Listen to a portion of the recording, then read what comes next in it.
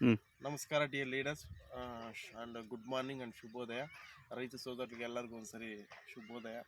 ನಾವು ಶ್ರೀ ಸತ್ಯಸಾಯಿ ಜಿಲ್ಲಾ ಗುಡಿಬಂಡ ಮಂಡಲ ಮೋರ್ಬಾಗಲ್ ಪಂಚಾಯಿತಿಯಲ್ಲಿ ನಾಚೇನಹಳ್ಳಿ ಗ್ರಾಮದಲ್ಲಿ ನಿಮ್ಮ ಹೆಸರು ಚಂದ್ರಪ್ಪ ಅನ್ನೋರ ರೈತಿಗೆ ನಮ್ಮ ನವಭಾರತ್ ಫರ್ಟಿಲೈಸರ್ಸ್ ಇದ್ದ ವಿಜಯ ಗ್ರೂಮಿನು ವಿಪ್ರಮ್ 5 ಅಂದರೆ ಪಾಸ್ಪೇಟ್ DAP ಇದು ಸಾಯಿಲ್ ಅಪ್ಲಿಕೇಶನ್ಗೆ ಕೊಟ್ಟಿದ್ವಿ. ಇದು ವೆರೈಟಿ ಬಂದು ರಾಶಿ 666 ಎಂಬ ಹತ್ತಿ. ಇದು ಕ್ರಾಸಿಂಗ್ ಹತ್ತಿ, ಆ್ಯಕ್ಚುಲಿ ಸೀಡ್ಸ್, ಇದು ಕಾಟನ್ ಅಲ್ಲ. ಇವರು ಬೀಜಗೋಸ್ಕರನೇ ಈ ಹತ್ತಿ ಬೆಳೀತಾರೆ. ಇದು ಇವಾಗ ಈ ವರ್ಷ ಜಾಸ್ತಿ 50,000 ಫಿಕ್ಸ್ ಆಗೋಗೈತೆ ಅಂತ ಹೇಳಿ ಪ್ರತಿಯೊಬ್ಬ ರೈತರು ಕೂಡ ಹತ್ತಿ ಮೇಲೆ ಬಿದ್ದಿದ್ದಾರೆ. ಅದಕ್ಕಂತ ಹೇಳಿ ನಾವು ಇವರು ಬೆಡ್ಡಿಂಗ್ ಹಾಕೋ ಮುಂಚೆಲೇ ನಾವು ವಿಜಯ ಗ್ರೋಮಿನು ವಿಪ್ರಮ್ 5 ಅಂದರೆ ಪಾಸ್ಪೇಟ್ DAP, ಈ ವಿಜಯ ಗ್ರೋಮಿನು ಬೇವಿನ ಹಿಂಡಿ, ಹೊಂಗೆ ಹಿಂಡಿ, ಇದು ಕಬ್ಬಿನ ಪಿಪ್ಪಿ, ಅದರಲ್ಲಿ ಬೇರೋಡ್ ಆಡ್ದಂಗೆ ಇವ್ರಿಗೆ pseudomonas, trichoderma and vermicompost content ಕೂಡ ಮಿಕ್ಸ್ ಇರುತ್ತೆ. ಇದು ಎಕರೆಗೆ ಒಂದು 3 ಚೀಲ ಇದ್ದ 4 ಚೀಲವರೆಗೂ ಅದನ್ನು ಕೊಟ್ಟಿದ್ವಿ. DAP ಒಂದು ಎಕರೆಗೆ 2 ಚೀಲ ಇದ್ದ 3 ಚೀಲವರೆಗೂ ರೆಫರ್ ಮಾಡಿದ್ವಿ. ಇವರು ಯಾವಾಗಾದರೆ ಬೆಡ್ಡಿಂಗ್ ಹಾಕ್ತಾರೋ ಮುಂಚೆನೇ, ಗೇಮಿಂಗ್ ಮಾಡೋಕ್ಕಿಂತ ಮುಂಚೆನೇ ಆ ಬೇವಿನ ಹಿಂಡಿ ಮಿಕ್ಸ್ ಮಾಡ್ಕೊತಾರೆ. ಮತ್ತು DAP 25 ದಿವಸದಲ್ಲಿ ಹಾಕೋ ಸ್ಟಾರ್ಟ್ ಮಾಡ್ಕೊತಾರೆ. ಒಂದ್ಸರಿ ರಿಸಲ್ಟ್ ಹೆಂಗಾಯ್ತು ರೈತ ಮಾತದಲ್ಲಿ ತಿಳ್ಕೊಳ್ಳೋಣ. ಅಣ್ಣ ಹೇಳಿ ಅಣ್ಣ ನಿಮ್ಮ ಹೆಸರು? ಚಂದ್ರಪ್ಪ. ನಿಮ್ಮ ಗೊಬ್ಬರ ಕೊಟ್ಟಿದ್ವಲ್ಲ ಹೆಂಗಿದೆ ಅಣ್ಣ? ಚೆನ್ನಾಗಿದೆಯಪ್ಪ. ಭಾಗ ಸೆಟ್ ಆಯ್ತು, ಚೆನ್ನಾಗಿ ಬಂದೈತೆ ಬೆಳೆ, ಚೆನ್ನಾಗಿದಾಗೈತೆ. ಎಷ್ಟೆಷ್ಟು ಹಾಕೊಂಡಿದ್ರಿ ಒಂದು ಎಕರೆಗೆ? ಒಂದ್ ಎಕರೆಗೆ 2 ಮೂಟೆ 3 ಚೀಲ ಸಲ ಹಾಕೊಂಡಿದ್ವಿ.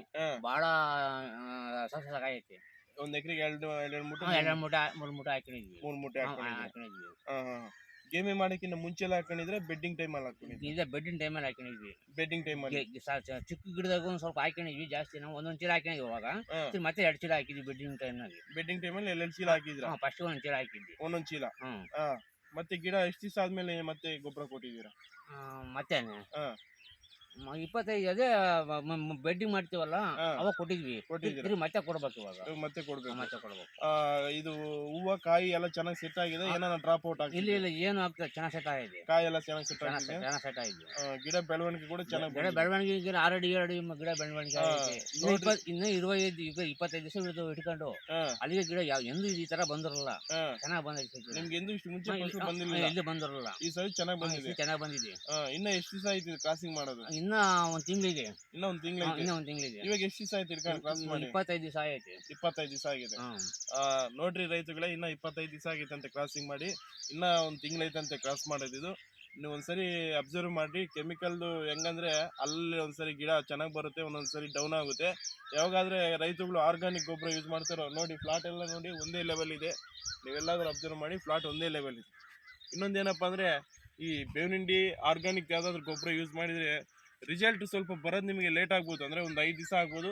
ಬಟ್ ನಿಮಗೆ ರಿಸಲ್ಟ್ ಪೀರಿಯಡ್ ಅನ್ನೋದು ಜಾಸ್ತಿ ದಿವಸವರೆಗೂ ಕಂಟಿನ್ಯೂ ಆಗುತ್ತೆ.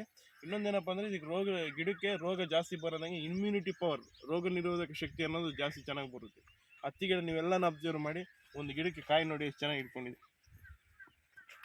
ಸುಮಾರು ಕಾಯಿ ಆಲ್ರೆಡಿ ಇಟ್ಕೊಂಡಿದೆ, ಇನ್ನು ಹೂವು ಬರೋದ್ರಲ್ಲೇ ಇದೆ.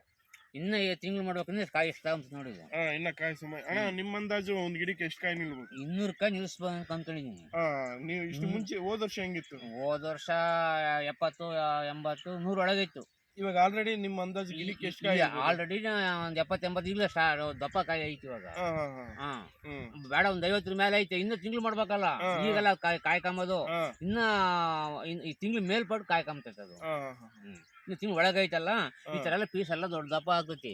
ಅವಾಗ ಕಾಯಿ ಕಾಮ್ತೈತಿ. ಈಗ ನೋಡು, ಇರುಪ್ನಾಗ ಇರೋದಲ್ಲ ಈಚೆ ಬರಬೇಕು ಇದು ನೋಡಿ. ಈಗ ನೋಡಿ ಈ ತರ ಎಲ್ಲ ಇದು ದಪ್ಪ ಆಗ್ತಾ ಬರ್ತಾ ಇರ್ತೈತಿ. ಅದು ಅವಾಗ ಕಾಯಿ ಕಾಮ್ತೈತಿ.